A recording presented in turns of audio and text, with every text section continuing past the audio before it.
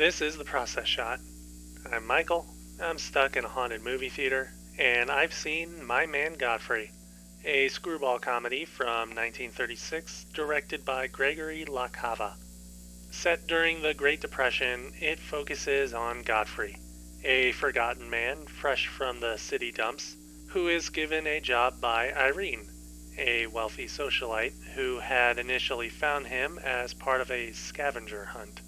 He's given the job of being a butler to her family, which he takes to with pride and diligence, despite the eccentricities of the individual family members, which have apparently led to a high turnover rate for the job.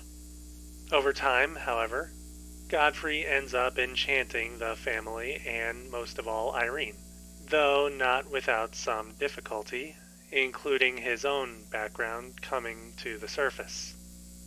There's a clear satire of class and social politics present throughout the film, not necessarily across the entirety of the story, but certainly emphasized at key points and an underlying part of the greater overall narrative. The wealthy family tends to treat Godfrey as beneath them, mostly due to his position as a butler, but also because of his origins as a forgotten man and a street bum. However, he ends up being far more level-headed and rational, using the job as a means of improving himself and his own place in the world, and even paying back the family in his own way. Inversely, the idea of the high-class and well-mannered image that comes with wealth and prosperity is overtly challenged by Irene and her family, who each have individual quirks and flaws that make them a far cry from formality.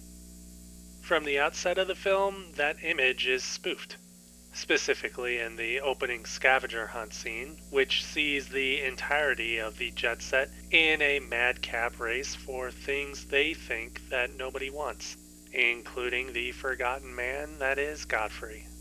Later scenes in the city dumps cement the idea of flipping the image, as we are able to see just the kind of people who Godfrey had been cavorting with, as well as what led him and others to find themselves in such dire straits. Between these sharp bits of satire, the story keeps more towards comedy, mainly in how Godfrey has to deal with the romantic advances of Irene, as well as the general suspicion that her family has towards him, including Irene's sister plotting his removal from the house by whatever means necessary.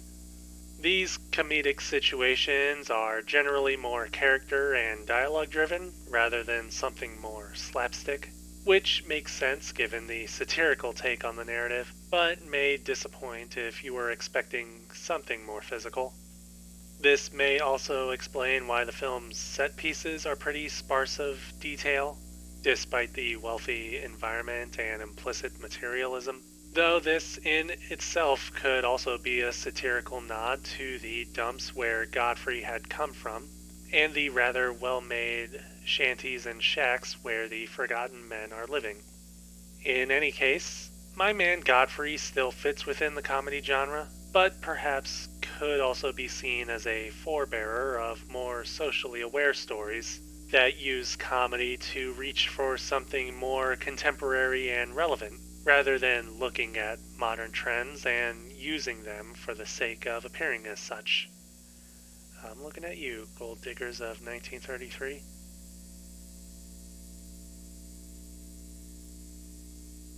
My Man Godfrey, Gregory La Cava, 1936. 4 stars. I would certainly recommend seeing the movie yourself when you can.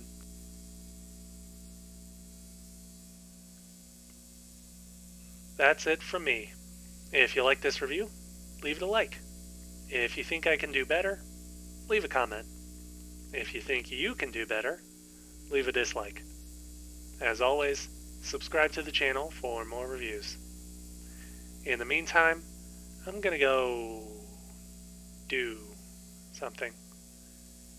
I don't really think that far ahead in my day.